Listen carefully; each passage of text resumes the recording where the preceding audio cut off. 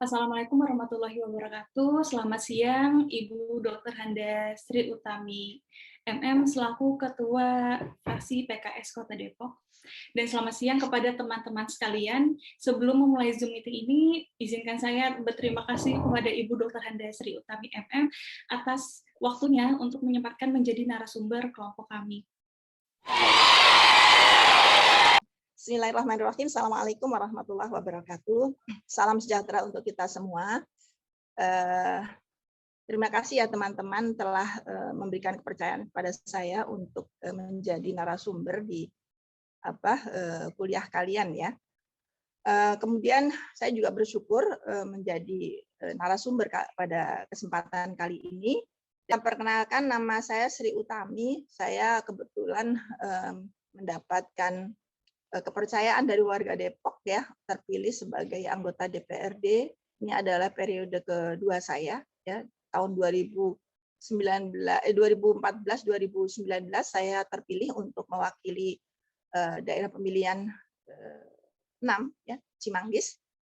Dan pada tahun 2019 yang lalu kembali dipercaya ya oleh masyarakat ya untuk duduk kembali di DPRD Kota Depok. Jadi ini adalah periode kedua saya sebagai anggota DPRD Kota Depok.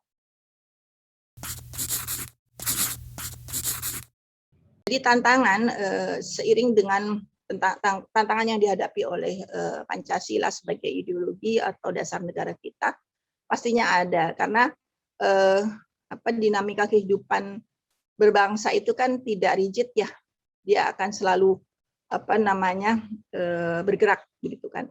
Dan ini seiring juga dengan interaksi kita yang intens dengan dunia luar gitu kan. Jadi negara kita nggak mungkin dipagerin dengan pagar yang nggak bisa tembus gitu, orang lain bisa masuk satu secara fisik. Tetapi sekarang mungkin tantangan yang sangat kita rasakan adalah di era teknologi informasi gitu kan, sehingga ada pandangan-pandangan atau ideologi lain ya, itu yang mengintrusi bahkan sampai ke kamar-kamar kita ya. Kalau kalian misalnya membuka YouTube, pastinya di sana ada nilai-nilai yang apakah itu dalam bentuk film, sekarang kan mungkin bisa saja ditayangkan berbagai ideologi yang secara smooth gitu ya, ditampilkan dalam bentuk seni, dalam bentuk film, ya, dalam bentuk musik dan sebagainya. Ini tantangannya. Saya pikir akan selalu ada ya tantangan untuk bagi Pancasila. Nah, kemudian tadi pertanyaannya rakyat untuk rakyat Indonesia dan Pancasila itu sendiri ya. Kalau Pancasila itu kan sebetulnya sebagai sebuah nilai sudah menjadi kesepakatan bersama ya ketika Indonesia berdiri ya, tahun kemerdekaan Indonesia tahun 17 Agustus, yang kemudian tahun 18 Agustus dideklarasikan Undang-Undang Dasar 45 ya, dan disebutkan di sana di pembukaan dari UUD 45 secara jelas disebutkan bahwa Pancasila adalah dasar negara kita gitu kan. Jadi harusnya, kalau menurut saya loh ya secara pribadi, itu sebuah nilai yang sebetulnya sudah mengikat bagi kita gitu ya. Jadi setiap bangsa Indonesia yang secara nilai, secara ideologi, secara kewarganegaraan juga dia harusnya sudah terikat dengan nilai-nilai tersebut dan harus menerimanya sebagai sebuah dasar negara, sebagai sebuah ideologi bangsa yang harus terus-menerus dipegang dan diperjuangkan ya sebagai seorang warga negara Indonesia. Nah, namun demikian tadi ya tantangannya apa? Yang ini mungkin perlu disosialisasikan, karena kan makin lama makin rentang perjalanan bangsa ini kan makin panjang ya. Banyak di antara generasi yang saya katakan tadi, saya apresiasi kepada generasi muda yang memiliki kepedulian gitu ya, tertarik dengan kuliah Pancasila gitu, sehingga dengan serius mencari narasumber gitu kan. Tapi kan ada juga dari generasi kita yang mungkin tidak terlalu peduli gitu, bahkan menganggapnya sebagai nggak lebih penting dari bahasa Inggris, pelajaran bahasa Inggris atau pelajaran komputer atau pelajaran yang lain yang dianggap sebagai yang lebih wah gitu kan. Jadi ini tantangan tentu saja bagi kita semua, termasuk saya sebagai penyelenggara pemerintahan daerah, untuk kembali mensosialisasikan nilai-nilai Pancasila ini di tengah generasi muda.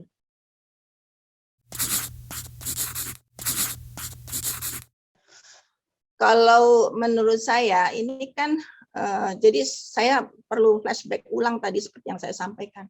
Kita tidak akan bisa sampai 70 tahun merdeka kalau tidak ada memasuki pintu gerbang, sama ibaratnya kita masuk suatu rumah nggak akan mungkin bisa masuk kecuali lewat pintunya. Nah, pintu itu sudah final gitu kan, sudah dibuka oleh para founding father kita pada tanggal 17 Agustus 1945, diproklamirkan oleh Bung Karno, Soekarno dan Hatta, dan sudah declare di sana. Jadi kalau menurut saya itu sesuatu yang sudah final gitu ya. Jadi kalau masih mempertanyakan lagi gitu kan, ada ideologi yang tepat enggak? Saya pikir ini namanya akan membongkar konstruksi fondasi dari negara Kesatuan Republik Indonesia gitu. Jadi saya pikir sudah final gitu ya. Jadi pertanyaan yang aneh juga kalau misalnya masih ada ideologi yang lain, nah kita kemana aja gitu, 70 tahun merdeka dan sudah memasukinya, kemudian bertanya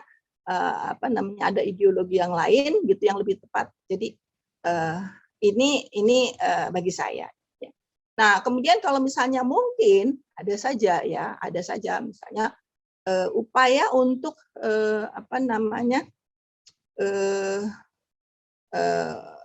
upaya untuk mengganti tapi secara smooth gitu ya.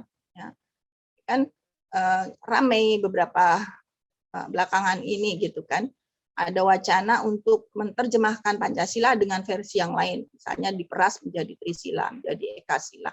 Ini terus terang harus dipertanyakan. Pancasila ya Pancasila, sudah final di sana, dan Pancasila itu kan sendiri sudah dijelaskan gitu kan, ketuhanan yang Maha Esa. Seingat saya dulu ketika kuliah tuh bukan hanya kuliah ya, masih SMA juga sudah dijelaskan gitu. Sila pertama ketuhanan yang Maha Esa, kemanusiaan yang adil dan beradab, persatuan Indonesia, kerakyatan yang dipimpin oleh dan seterusnya, kemudian keadilan sosial bagi seluruh rakyat Indonesia. Itu merupakan satu kesatuan dan satu sama lain kemudian saling memberikan ruh gitu dari atas ke bawah gitu kan. Tuhan yang Maha Esa menjiwai sila di bawahnya dan seterusnya, yang di atasnya menjiwai seterusnya, sehingga menjadi satu kesatuan. Ini yang para anak-anak muda khususnya gitu ya, karena sekali lagi yang namanya ideologi itu kan sekali dinamis gitu kan. Kadang ini terperangah dengan dunia luar gitu kan, dengan ideologi luar. Jangan lupa bahwa yang di luar sana belum tentu cocok dengan kita gitu kan.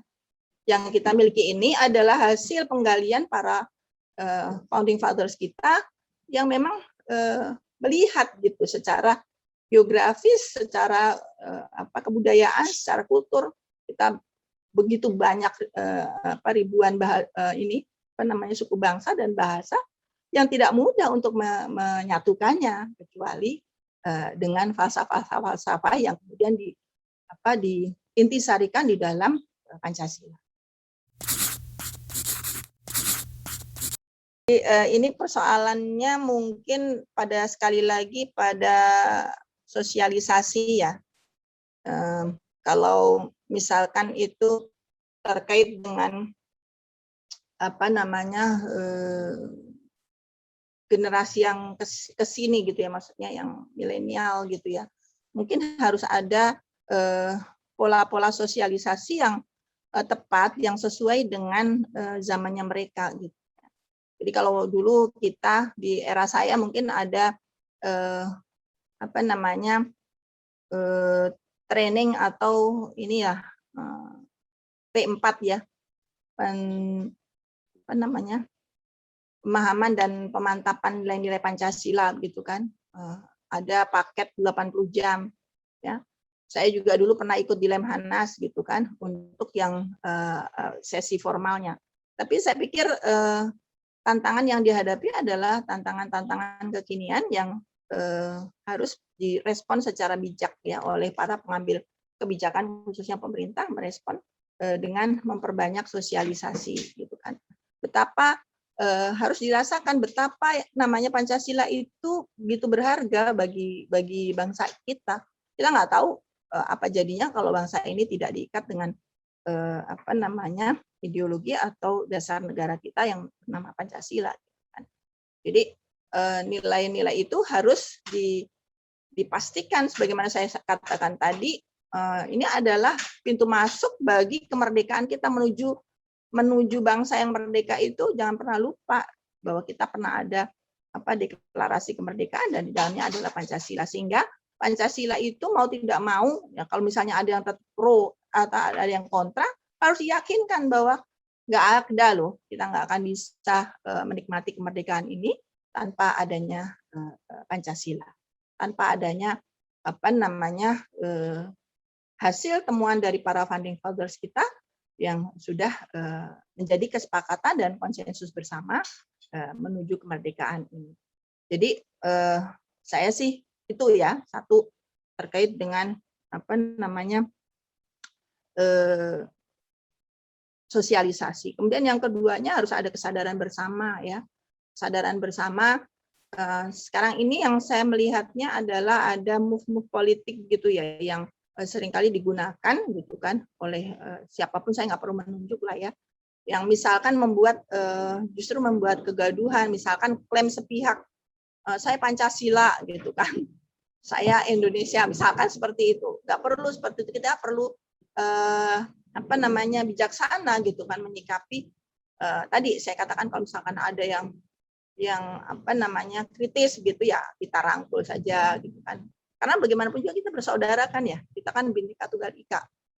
Jadi tidak justru memperkeruh suasana gitu. Namanya bangsa yang bersaudara ya, sesekali namanya keluarga aja ada perbedaan kan kadang-kadang, tapi jangan sampai perbedaan itu kita tidak mampu kelola sehingga justru memperkeruh suasana. Yang ada adalah kita rangkul bersama, kita bersaudara, kan? Kita aja punya lagu satu nusa, satu bangsa, satu bahasa kita. Itu kan spiritnya adalah spirit persatuan, ada di dalam sila ketiga Pancasila, Persatuan Indonesia. Jadi jangan justru dipertajam gitu. Kita harus menjadi elemen-elemen di masyarakat, termasuk anak-anak muda, untuk menyatukan sekalipun kita berbeda gitu kan. Mungkin di sini agamanya berbeda. Saya juga begitu kan, di DPRD ada teman-teman yang berbeda. Gitu. Kalau ada perbedaan yang kira-kira itu akan mengarah kepada hal yang lebih menajam, ya kita menahan diri. Biasa seperti itu kan. Di dalam berorganisasi jangankan di situ, di kelompok hobi aja gitu kan, udah sama-sama seneng touring, misalkan naik mobil rame-rame. Ada aja perbedaannya, kita pengennya lewat situ, ya punya lewat sana. Kan. Nggak harus kayak gitu kan. Kita harus rumuskan bersama, musyawarahkan bersama mana yang terbaik bagi bangsa.